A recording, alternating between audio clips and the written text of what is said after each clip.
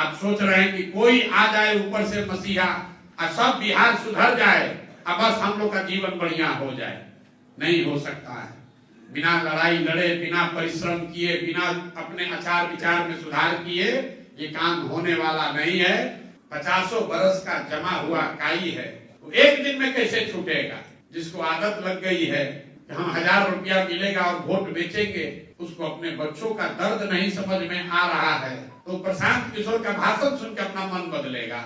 हमारे पैदल चलने से वो सुधरने वाला है? नहीं सुधरने वाला है।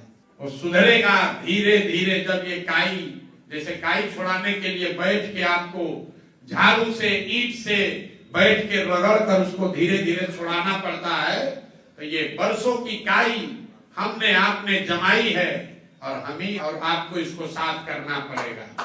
प्रशांत किशोर करें या आप करें, ये प्रयास आज हो या 20 वर्ष के बाद हो, लिख कर रखिए। करना तो किसी न किसी बिहार के आदमी को ही पड़ेगा।